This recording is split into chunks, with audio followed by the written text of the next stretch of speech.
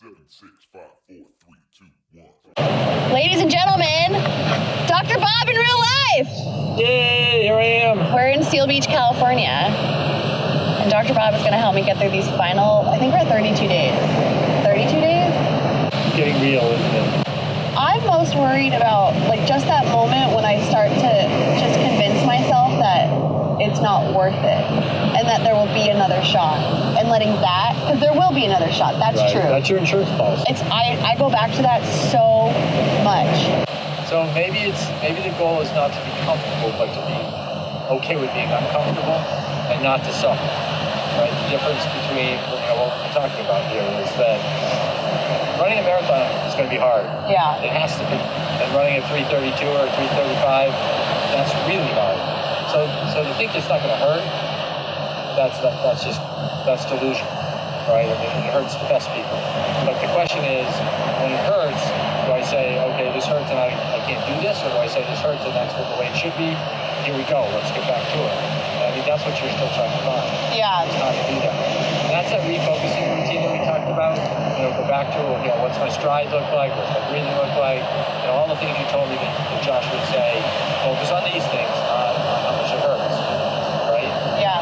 And I think taking a step back from there, it's what you're saying to yourself even before that starts. When you hear what the workout for the day is, you wake up and you feel like, I don't really want to do this today. Okay, I don't want to do this today. But now I've decided I'm going to. That's a choice that I've made. And so here we go. And when I start to think to myself, I can't do this, wait a minute, how do I know that? Yeah. And then to me, the most important part of it is, it's a choice you make. You don't have to do it. You have another chance. You can start all over again, but you don't want to do that. You're so far into it, I want to at least find out what I can do, right? Yeah. So the minute that I say to myself, I don't think I can do this or I can't do this, that's where you got to stop yourself and go, wait a minute, how do I know that? I'm predicting the future and I'm not very good at that. Otherwise I'd be in the stock market, which beyond belief. So what I need to do is to say, what's realistic? This hurts. It's hard. My coach thinks I can do it. Let's go. Let's see what I can do. Easy for me to say sitting here on the rock in Seal Beach. No, it's true. It's true because I get so frustrated when I give up right at the end. Or if I'm in the middle of something and I'm feeling good, but then I'll say something stupid to myself or out loud to someone else. If someone's go on without me, I'm like, I don't want to go on without you. And I'll say oh no, I'm not feeling very well either. Even when that's not true. Even when that's not true. And then immediately, I will start feeling like shit. Betcha. But this is that accurate self-talk thing again, It's good. What I like what I'm hearing is that you're aware of it. You know what you're saying to yourself, and you know when it's not true. And now you got the stubborn part of you's got to say, okay, I got to change that. The easy thing to do is just keep doing what I've always done. Give up at that point, or stay back with somebody, or not push myself down a little extra bit. And that's what Josh will do to you every time. He won't let you do that. Now you have to figure out how to do that because you're 26 miles, it's going to be all on you. And even if there's people running next to you, at the end of the day, you have to decide, can I go a little bit faster? Can I stay within myself? Can I just put up with this a little bit longer? And the answer is going to be yes, you can. And you have to choose to do that. I know, it's so frustrating because, in those moments when I don't choose to do it, I'll have that conversation and I'll always, in my brain think, no, it's not worth it. And I know that feeling that you get when you finish is infinitely shittier than had you just pushed through 2, 4, 6, 10 minutes more. If you would have just sat with it and just even maintained what you were doing then, if you can go further. And not just taking it down and letting my heart rate return to resting. And that's the stubborn piece, that's the hardest part of it is what got you into this is you're stubborn. I'm going to try and do something that I don't think I can do. I'm not sure I can do, but I'm going to try. And now all of a sudden, I'm saying, when you're suggesting you got to change the way you do it to be successful, it's no, I don't. I can do it this way. I'll be okay. Yet, at the end of the day, you won't be. Unless you can embrace those moments, because those moments are going to come. How many times in a 26-mile race are you going to face that, I'm not sure I can keep this pace up, or I'm not sure I can catch that next person, or I'm 15 seconds behind my pace, I got to pick this up, and I don't think I can do it. let's find out. Do you have anything to help me kind of like stay in the yes moment, like leading into the race, and like, because I know I'm going to be a basket case the week of. So we talked a little bit about the visual cues thing, and I think we need to work some more on what that would look like for you. I mean, the easiest one that I've always had was no regrets. Oh, that's a good one. That's a really good one. Coaches always, I mean, as an athlete, that's what you want, right? Yeah. I want to look back on this and have no regrets. So if I have that put on my shoe someplace that says no regrets, and I look down at that every time I take a step, and every time I want to quit, and every time I want to slow down, and every time I want to give in to what I'm feeling right then, no.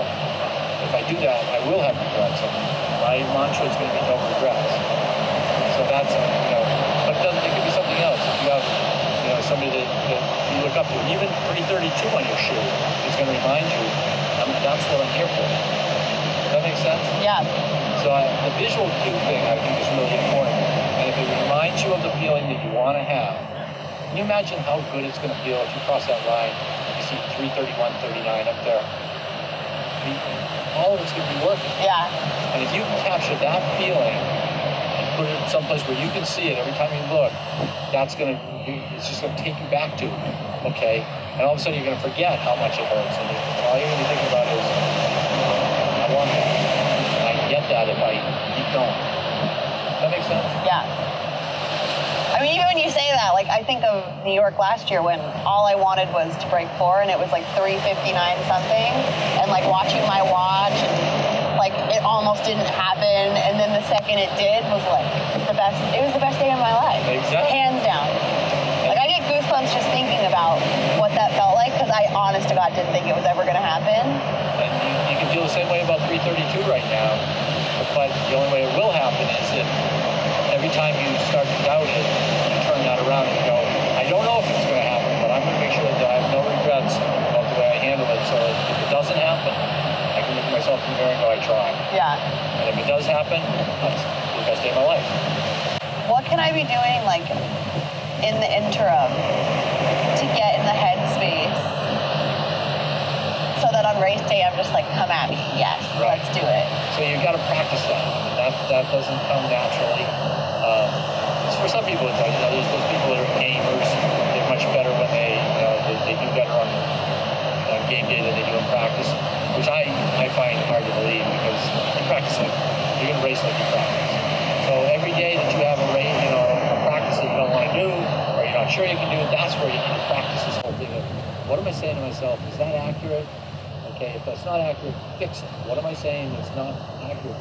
What do I need to say that is? And then don't judge it. Yeah. Be accepting of it. It's the mindfulness thing we've been talking about. Don't judge it. Just, okay, I'm having some doubts right now. That's fair. Why wouldn't I? I'm trying something that I've never done before. But my coach thinks I can do this, so here we go. I'm going to do my best and see what I can do. And then get back into the moment. Focus on the process. What it is for you. It's the strides, and it's the shoulders, and it's the breathing. And, it's so hard. You're so stubborn. You don't want to, No, I'm just going to be miserable, and I'm going to tell the world how miserable I am, because I got a camera in front of me and I got an audience, But wouldn't it be cool if instead of doing that, you just right back into yourself, focus on the things you need to do to be successful, whatever the technique, the process is, and then all of a sudden the run is over, and you go, that wasn't as bad as I thought it was going to be. Oh, it's just remembering all these things in that shitty moment. Yeah, and so let's keep it really simple. What am I saying to myself? Yeah. Is it accurate? If it's not accurate, what would be the accurate thing to say? Move on. Really simple. And you'll know it ahead of time. You've got these patterns that we all have. And so when you start to hear those key things, like, I'm not sure I can do this, I don't really want to be here, it sucks, this is going to be really painful. Now you know I'm down that road. Wait a minute, stop. I don't have to do this if I don't want to. I'm choosing to do this. Here we go. Bring it on. Bring it on. And like you said, it's going to hurt for 40 minutes, but I'll have no regrets about the way I handled today. And then you get to carry with it for the rest of your life. And if I can string together, 32 more days of no regrets, I'm going to have no regrets if I go 336. Yeah. I'll be disappointed, I'll be sad, I'll be like that close. But if I go 332, I'm going to be, yeah! I did it. So And if you're down to that last couple miles and you need to go faster than you've ever gone before, you'll do it because you'll have it in the tank. Because of all these days like today where there's no regrets. Yeah. I'm excited. I get chills just thinking about it. It's like, yeah. I realized I was kind of giving the reaction of like, oh, I'm afraid and nervous. Like, I obviously I'm afraid. Like, it's gonna hurt. But I realized I was kind of doing that because it was the expected reaction instead of saying like, I'm really excited. Like, I love running marathons. Like, I like being in pain. I'm a masochist. I know, it's weird. But like, I realized I was saying to people what they wanted to hear instead of just like telling people I was excited.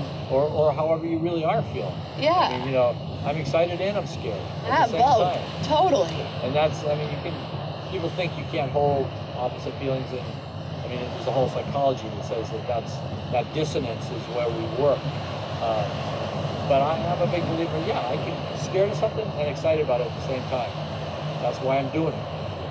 It's where that adrenaline comes from. Right. I don't know if I can do this. I want to jump out of an airplane. What the heck am I thinking? Yeah. I want to do this, but no, I don't. Yeah. And then somebody gives you a push, and you're done. Yeah, I'm excited. I mean, and it's gross because I kind of don't want it to be over. No, this is the hardest time. Well, 2 weeks from now, 3 weeks from now will be the hardest time. Yeah, this is... The bulk of your training will be done. You'll start tapering a little bit and resting a little bit, and you'll have all this energy, and you'll be like, am I losing my mojo? No, well, am I losing all my my work? Yeah, exactly. And you just have to trust that your coach will have you properly rested, and it'll be up to you to be properly, hydrated, nutrition, fuel, sleep, all of that. That's on you. But he'll make sure that you're ready to run 26 miles in 3:32 or less. Now it's up to you. Just go do it. You're the best. There you go. You got it. Thank you. Expect a phone call from me in 2 weeks when I start to taper. Yeah, no, that's what's good. I hate tapering. Everybody hates tapering. I hate tapering. I mean, on the one hand, it's supposed to feel good, but on the other hand, it's just, it's annoying. Dr. Bob, ladies and gentlemen. Thank you. Final double before I go back to New York. I just love In-N-Out so much. It's so good! I love Dr. Bob because sometimes it's hard to give me tough love because I will just rebel and I'll kind of put my blinders on and I'll stop listening, but I really listen to Dr. Bob. No regret, and that's honestly going to become the new... It's gonna be the driving force that gets me through. It's remembering what it felt like to break 4 hours. And yes, it's going to hurt, but it's going to be worth it. And I need to remember that. And now every day needs to be 100%. I need to just do what I can do today